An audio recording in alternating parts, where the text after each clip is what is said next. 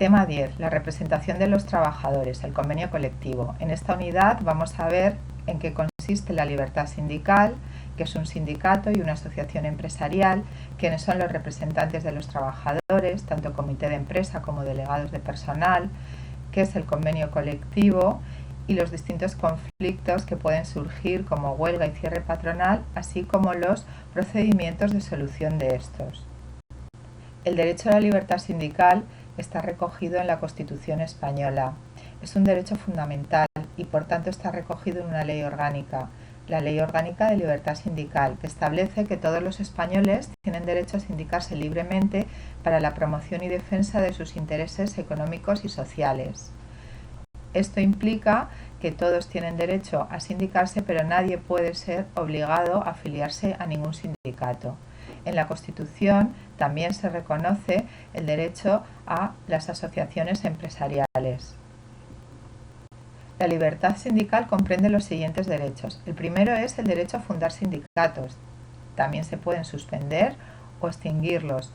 El derecho de cualquier trabajador a afiliarse a un sindicato, a realizar la actividad sindical, a separarse del sindicato y a elegir a sus representantes dentro de cada sindicato. Un sindicato es una asociación de personas permanente que ejerce una actividad profesional para representar y mejorar los intereses profesionales y las condiciones de trabajo de sus asociados.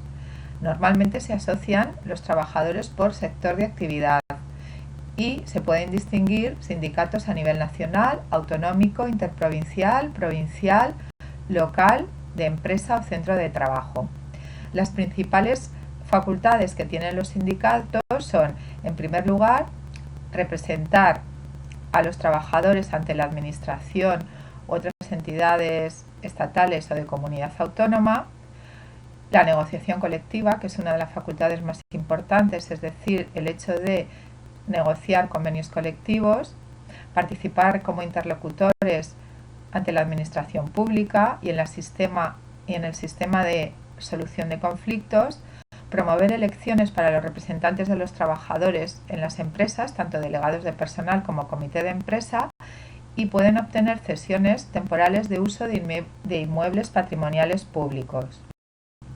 Los niveles de representatividad sindical son, en primer lugar, representación en el ámbito estatal, representación en el ámbito autonómico y representación en su propio ámbito. Para tener representación en el ámbito estatal, tienen que acreditar el 10% o más del total de representantes de los trabajadores a nivel estatal, así como de afiliados, federados o confederados a estos. Para ser más representativos en el ámbito autonómico, tienen que acreditar el 15% de representantes de los trabajadores a este nivel y alcanzar un mínimo de 1.500 representantes. Y por último, para ser más representativos en un ámbito determinado, tienen que haber obtenido un 10% más de representantes en su ámbito territorial y funcional. Las asociaciones empresariales contribuyen a la defensa y promoción de los intereses económicos y sociales de sus asociados. Los niveles de representación empresarial son similares a los de los sindicatos, es decir, pueden ser más representativos a nivel estatal, a nivel autonómico o en su propio ámbito. A nivel estatal van a ser más representativos cuando cuenten con al menos el 10% de los empresarios y siempre que tengan el mismo porcentaje de trabajadores en todo el Estado. A nivel autonómico necesitan un 15% de los empresarios y con el mismo porcentaje de trabajadores a nivel de comunidad autónoma. Y para ser más representativos en un ámbito determinado, tienen que contar en su ámbito territorial y funcional con al menos un 10% más de empresarios y trabajadores. Todos los trabajadores en la empresa, aunque no estén afiliados a un sindicato, tienen derecho a participar en la empresa eligiendo a sus representantes. Tenemos dos tipos de representación.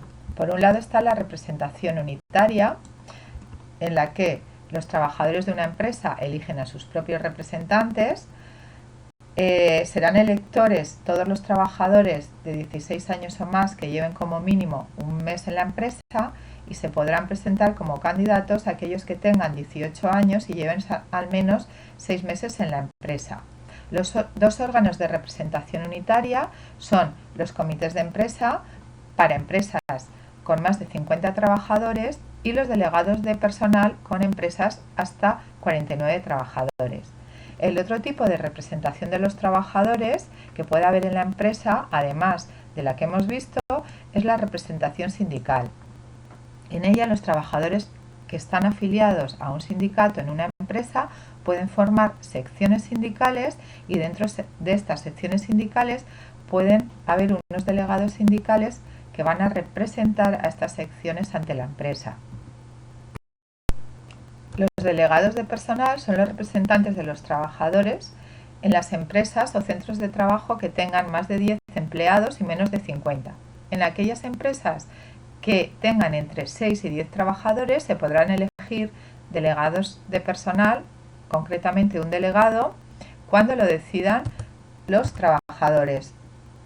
El número de delegados de personal que va a haber en las empresas son: en empresas hasta 30 trabajadores habrá un delegado de personal y en empresas de 31 a 49 trabajadores habrá 3 delegados de personal. Aquellas empresas que cuenten con más de 50 trabajadores, el órgano de representación recibe el nombre de comité de empresa. Las funciones que realiza el comité de empresa son exactamente las mismas que los delegados de personal, lo único que el nombre es distinto. Se llama comité de empresa, igual que en empresas hasta 49 trabajadores se llamaban delegados de personal. El número de miembros de este comité depende del número de trabajadores que tenga la empresa, según la tabla que aparece en la diapositiva, que no es necesario conocer. Por ejemplo, en un tramo de 50 a 100 trabajadores, los miembros del comité de empresa van a ser 5. En una empresa que cuente con 400 trabajadores, se le aplicaría el tramo de 251 a 500 y el comité de empresa estaría compuesto por 13 miembros. Las competencias de los representantes de los trabajadores, tanto de los delegados de personal como de los miembros del comité de empresa, son las siguientes. En primer lugar, tienen derecho a recibir información de la situación económica de la empresa, del sector, contratos realizados por la empresa, sanciones que ha impuesto, accidentes de trabajo, enfermedades profesionales, etc. En segundo lugar, tienen derecho a negociar colectivamente el convenio colectivo que se aplicará a los trabajadores de la empresa. También tienen derecho a emitir informes previos a algunas decisiones empresariales, como puede ser una modificación sustancial de las condiciones de trabajo o una reestructuración de la plantilla. Tienen también derecho a vigilar y controlar el cumplimiento de la legislación de seguridad social y seguridad y salud por el empresario en la empresa. Y por último, van a participar y colaborar en la mejora del clima social de la empresa y en la promoción de las condiciones de igualdad entre las trabajadoras y trabajadores de la empresa. El derecho a afiliarse a un sindicato se aplica tanto a los trabajadores asalariados del sector público y privado, a los trabajadores en paro, a aquellos que tienen alguna incapacidad o jubilación y también a los trabajadores por cuenta propia o autónomos que no tengan trabajadores a su cargo. Sin embargo, hay determinadas actividades que tienen excluidas o limitadas la sindicación, como son los miembros de las Fuerzas Armadas, los cuerpos y fuerzas de seguridad del Estado de carácter militar, que es la Guardia Civil, los jueces, magistrados y fiscales en activo y los cuerpos y fuerzas de seguridad del Estado de carácter no militar, que son la Policía Nacional, Autonómica o Local, que tienen una norma específica que regula este derecho. Las garantías de los representantes de los trabajadores son, en primer lugar, tienen derecho a que se abra un expediente contradictorio cuando se les imponga una sanción por falta grave o muy grave. En este expediente serán oídos el resto de representantes de los trabajadores. Otra garantía es que, en caso de modificación, suspensión o extinción del contrato de trabajo por causas objetivas, tienen derecho o prioridad a permanecer en la empresa por delante del resto de trabajadores. Por otro lado, no pueden ser despedidos ni sancionados por acciones realizadas en el ejercicio de su representación. Este derecho lo tienen durante todo el tiempo de su mandato y hasta un año después de la expiración. Tienen derecho también a expresarse libremente en materias relacionadas con su representación y por último disponen de un determinado número de horas retribuidas para realizar sus funciones, en los que en vez de realizar un trabajo, pues van a estar haciendo sus funciones. Estas horas van en función del número de trabajadores de la empresa. Por ejemplo, en empresas hasta 100 trabajadores tienen 15 horas al mes para realizar estas funciones. Los trabajadores que están afiliados a un sindicato pueden constituir secciones sindicales. Estas secciones sindicales tienen derecho a participar en la negociación colectiva, a tener un tablón de anuncios y en empresas con más de 250 trabajadores pueden contar con un local para desarrollar su actividad. Estas secciones estarán representadas por uno o varios delegados sindicales que tienen derecho a recibir la misma información que los miembros del comité de empresa, como hemos visto en la diapositiva anterior. Los trabajadores tienen derecho a ejercer su derecho de reunión a través de la asamblea. La asamblea tiene que ser convocada por los delegados de personal o por los miembros del comité de empresa, o si se hace por los trabajadores, tiene que ser como mínimo por un 33% de los trabajadores de plantilla. Esta reunión se realizará fuera de las horas de trabajo y se debe comunicar previamente al empresario, quien debe facilitar un local para la celebración de la asamblea. Solo se puede negar en determinados casos, cuando no se haya convocado legalmente, si no han pasado al menos 2 meses desde la última, si se han causado daños en una anterior y no se han pagado los daños ocasionados, o cuando hay una situación legal de cierre de empresa. Cuando se vayan a adoptar acuerdos que afecten a todos los trabajadores, será necesario que voten a favor la mitad más uno de estos en la empresa o centro de trabajo. El convenio colectivo es un acuerdo entre los representantes de los trabajadores y el empresario, sus representantes, que nace a consecuencia de la negociación que se desarrolla entre ambos. El contenido del convenio se divide en dos tipos. Por un lado están las disposiciones normativas, que son aquellas que regulan condiciones de trabajo, como puede ser jornada, salario, mejoras sociales, etc. Y por otro lado están las disposiciones obligacionales, que son aquellas que aseguran el cumplimiento del convenio por ambas partes. Por último, el ámbito del convenio se divide en personal, que indica qué trabajadores van a estar afectados; geográfico, en qué territorio se va a aplicar; funcional, en qué actividades o sectores económicos; y temporal, cuál va a ser el periodo de vigencia de este convenio. ¿Quiénes están legitimados para negociar un convenio colectivo? Pues depende del ámbito del convenio colectivo. En primer lugar, en aquellos convenios de empresa o ámbito inferior a la empresa, podrán negociar por parte de los trabajadores el comité de empresa, los delegados de personal, y por los empresarios, pues el empresario, sus representantes. En segundo lugar, en los convenios de ámbito superior al de la empresa, por parte de los trabajadores negociarán los sindicatos más representativos a nivel estatal, comunidad o ámbito geográfico y funcional del convenio, depende del ámbito que tenga el convenio. Y por otro lado, por parte de los empresarios, las asociaciones empresariales más representativas a nivel estatal, comunidad autónoma o que cuenten en el ámbito geográfico y funcional que se va a negociar con un 10% de empresarios y trabajadores afectados. Cuando las personas que trabajan para una empresa que tiene su propio convenio colectivo, también se les podría aplicar el convenio sectorial por el ámbito funcional y geográfico en las que se encuentran trabajando estos trabajadores, se produciría un conflicto sobre el convenio a aplicar. Este conflicto se dirime de la siguiente manera. En principio, los convenios sectoriales, que son de ámbito superior, son los que se van a aplicar en materia de salarios y jornada. Es decir, el convenio de empresa tiene que respetar los mínimos que establezcan estos convenios sectoriales.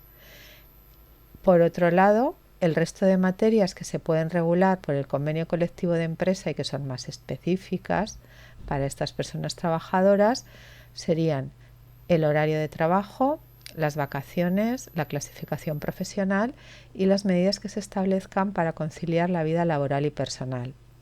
Además, con respecto a la vigencia del convenio, se produce la ultraactividad. Esto significa que cuando acaba la vigencia de un convenio colectivo y se está negociando otro convenio sin llegar a ningún acuerdo, durante el plazo en que está el primer convenio vencido y hasta que se llegue al acuerdo de negociación entre las partes para el segundo, seguirá prolongándose la vigencia del convenio colectivo actual. El derecho de huelga es un derecho fundamental que está reconocido en el artículo 7 de la Constitución española, pero de ejercicio colectivo. En la Constitución española se reconoce el derecho de huelga de los trabajadores para la defensa de sus intereses. Mediante este derecho se cesa temporalmente en el trabajo para que el empresario ceda las pretensiones de los trabajadores. Las consecuencias a nivel laboral del derecho de huelga son que el contrato de trabajo queda en suspenso, lo que implica que cesa la obligación de trabajar por parte del trabajador y, por otro lado, cesa la obligación de abonar el salario por parte del empresario. Tampoco se cotiza la seguridad social por los días de huelga y el trabajador se encuentra en una situación de alta especial. El procedimiento para la declaración de huelga es el siguiente. En primer lugar, se realizará un acuerdo de declaración de huelga, bien por los trabajadores, comités de empresa, delegados de personal o sindicatos más representativos. Este acuerdo se tiene que comunicar por escrito a la autoridad laboral y al empresario. ¿Con qué antelación? Con 5 días naturales y, en caso de servicios públicos, con 10 días naturales. Por otro lado, se tiene que formar un comité de huelga con un máximo de 12 trabajadores elegidos por sus compañeros. Y por último, se tienen que fijar servicios mínimos en determinados servicios esenciales como puede ser educación, transporte público, sanidad, etc. Las huelgas pueden ser legales, que son aquellas que cumplen con todo el procedimiento legal que hemos visto para convocar una huelga, e ilegales. Las huelgas ilegales son aquellas que no han cumplido este procedimiento, tienen una finalidad política y no profesional de los trabajadores, intentan alterar lo que se ha establecido en un convenio colectivo, o las huelgas de solidaridad o apoyo. El cierre patronal está reconocido en la Constitución española, aunque a diferencia de la huelga no es un derecho fundamental.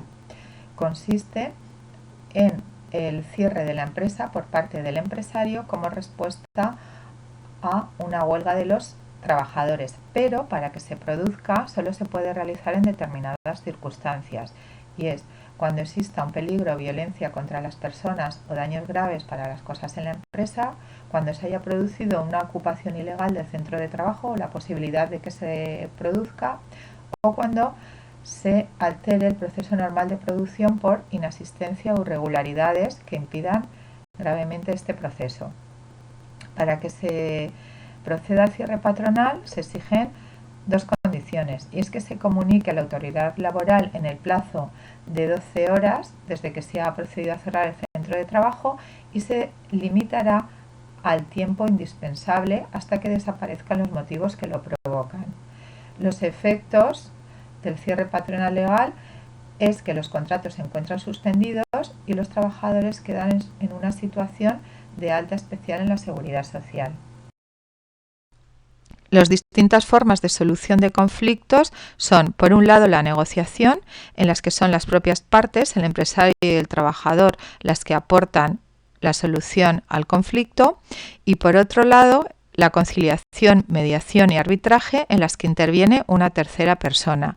La conciliación, en este procedimiento, las partes contrastan sus pretensiones ante una tercera persona que no propone ni decide ningún tipo de solución. Este procedimiento es obligatorio cuando se interpone una demanda judicial en la mayoría de procedimientos laborales en las que las partes, empresario y trabajador, tienen que pasar previamente a la vía judicial por un conciliador en el servicio de mediación, arbitraje y conciliación e intentar llegar a un acuerdo previo a la vía judicial. El segundo método sería la mediación. Aquí la persona que interviene ofrece distintas propuestas de solución que las partes pueden rechazar o aceptar. Y por último, el último procedimiento sería el arbitraje, en las que interviene un árbitro que resuelve el problema dictando un laudo.